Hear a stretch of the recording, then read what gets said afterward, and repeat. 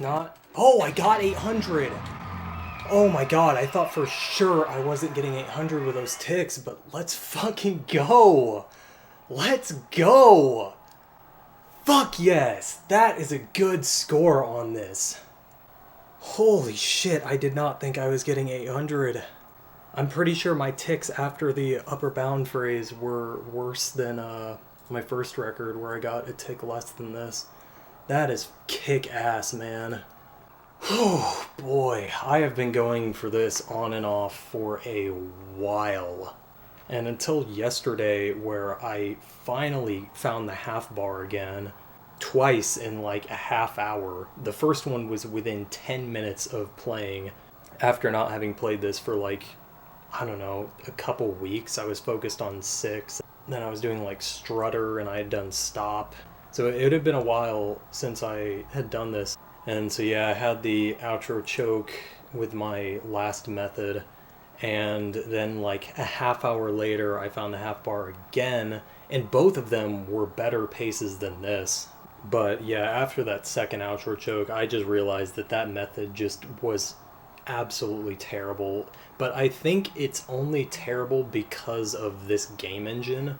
Like, I think it's a good method for like later engines, like probably the World Tour engine. It would work really well. The method I'm describing, you can just listen to it, but it's essentially breaking all of the chords up into strum patterns that end on a down strum, and then you just start a new set of strums. And that was really helpful for me breaking it down to get the fret changes right. I used that method for my first tick record over a year ago on the Nearly Ideal path. And, you know, I obviously had the 2 successes with it on the upper bound path as well after 3 outro chokes. But yeah, there was a specific, I mean, it was the note that I choked on in both of the outro chokes this time around. The red-blue transitioning to red-yellow. I was just missing that basically every time, even in practice and in runs that I continued to the ending. And so at that point, like, if I'm not even getting it in that circumstance, I knew that this method was just garbage. But I understand why it's not a very good method for this engine now. Basically, when I reviewed those acts back, what I was doing was that I wasn't releasing blue in time. But the reason that was coming up so frequently, and I just couldn't seem to do anything about it this time around, was because I'm breaking all of those chord patterns down into those individual strum sections. It presents 2 major issues with this game engine. The first of which is just that the timing window is very strict, and so like starting and stopping new strum patterns, like, that takes time, and you just really don't have very much time. But it's not like the strum speed itself really presents a big issue. It's pretty damn slow. The big issue is that combining the strum speed with the fret changes, particularly on the patterns where it's 3 strums of one chord and then 2 strums of the next chord. It's basically all like 3 strums, 5 strums, 3 strums, 5 strums. And on those 5 strums where I have to do a fret change, that's where the timing window really rears its ugly head in that regard.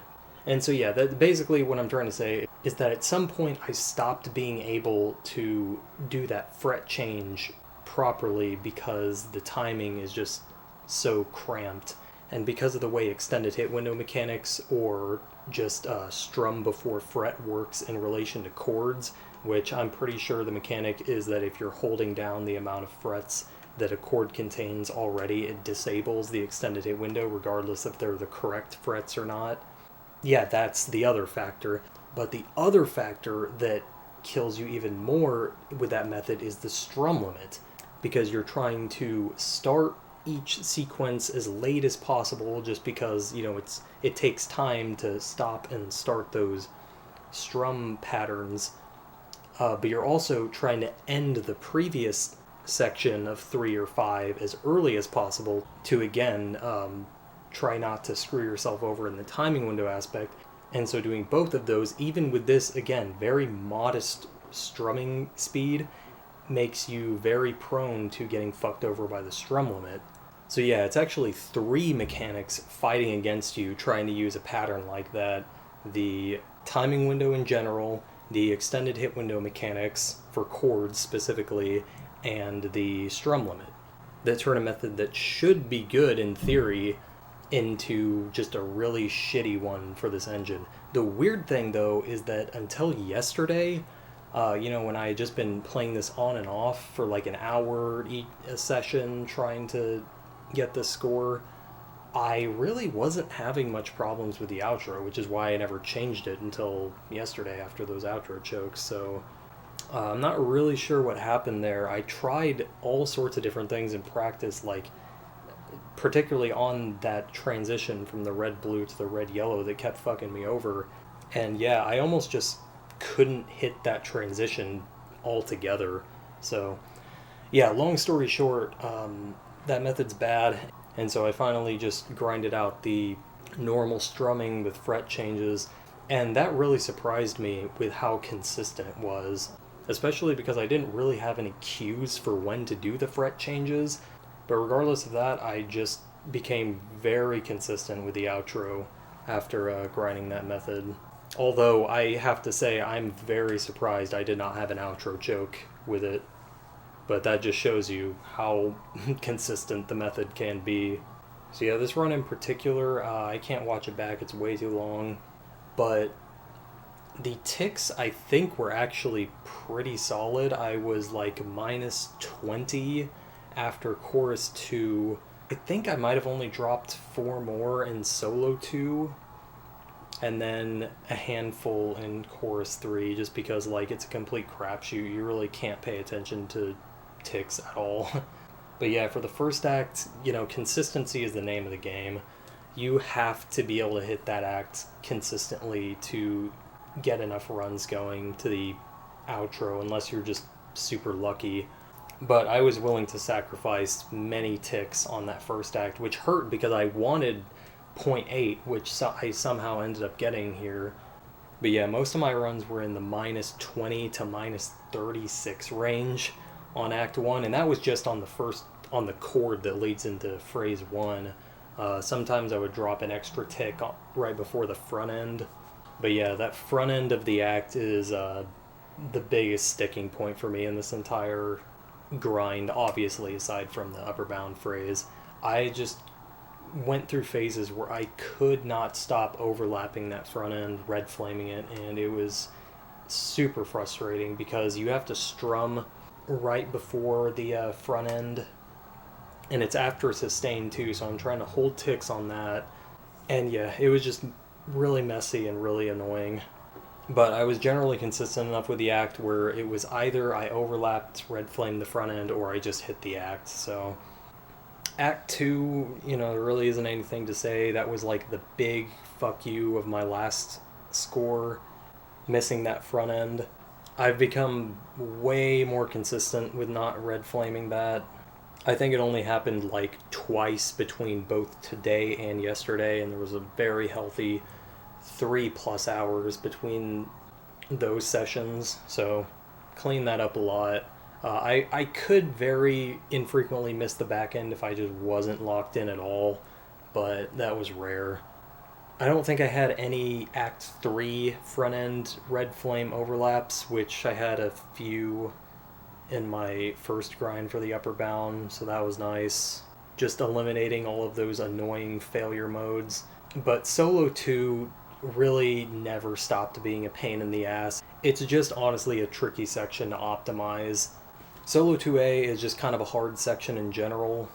I find that strumming everything, it gives you the ability to abuse extended hit window frames on the Hopo transitions, but by doing that you have to make sure that you're not strumming too early in the windows or you'll overstrum. So that was a hurdle just to get really, really consistent with. But the bigger issue was holding ticks on 2B on those chords. I mean, that is really rough, man. Just in general, let alone trying to make things as consistent as possible to get to the upper bound phrase as many runs as you can. So that was a pain in the ass. But the biggest issue I had with the whole song, aside from red flaming the Act 1 front end, was red flaming the Act 4 front end. I just could not get that execution down for some reason.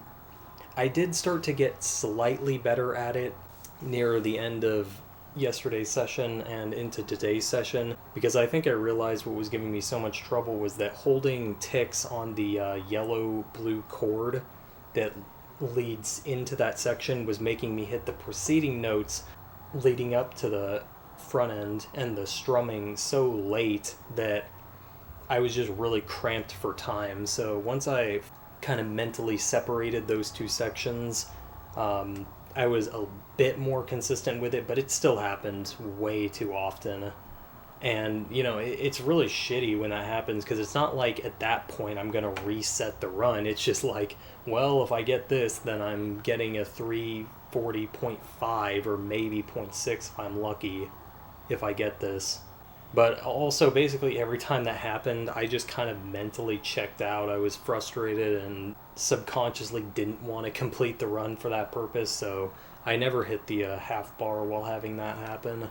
And thankfully, the timing for that act is pretty lenient as long as you get decent whammy, so I basically never had a problem getting in the back end. It was just always overlapping that front end.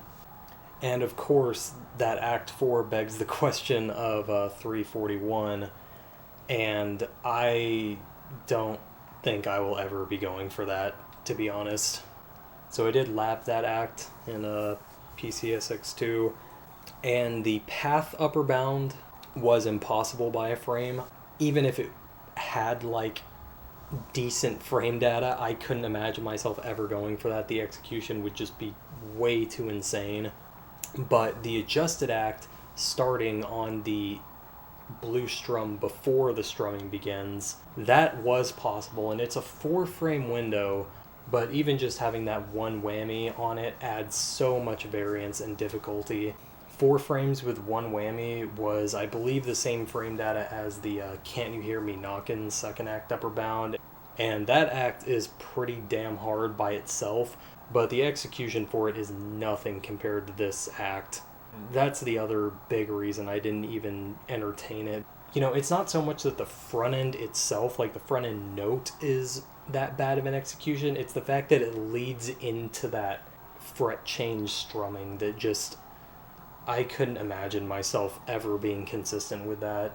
And just having runs die over and over to that whammy for it, because you basically need just about perfect whammy to realistically get that act with any semblance of consistency. There's just way too many failure modes involved with that act to make it anywhere near consistent, especially for where it is in the song. If it was significantly earlier, like the second act maybe, it would be much more tantalizing to go for. But yeah, not here.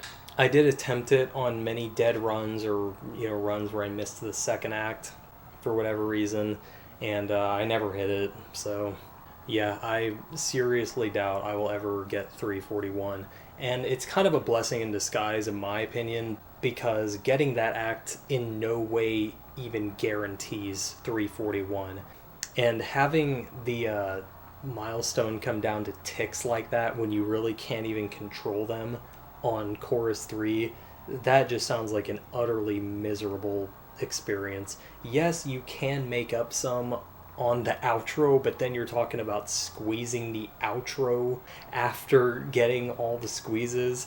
Like, that just sounds insane. And the heartbreak of missing 341 by a couple of ticks would just be a pain that I have no interest in suffering. So I don't feel too bad about not entertaining that. That is all to say that 341 is possible. I just don't think I'm ever going for it. I'm very satisfied with this score, especially, like I said, breaking the 800 mark.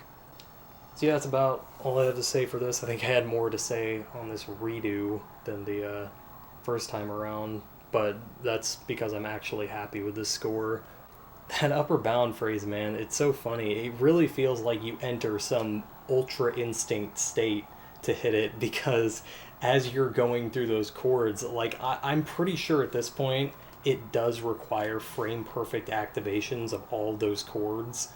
And like as you're going through the chords, it's like 1, 2, 3, 4. Once you get through those like first 4 and you get to the last 4, you just have to enter this like trance to lock in the timings, and then as soon as you strum it too early, you just immediately snap out of it. But I've rambled on about this enough. I just assume this is going to be the last time I play or post this, so I wanted to get all my thoughts out. Very glad to have this done, finally. Don't get to save it again, though.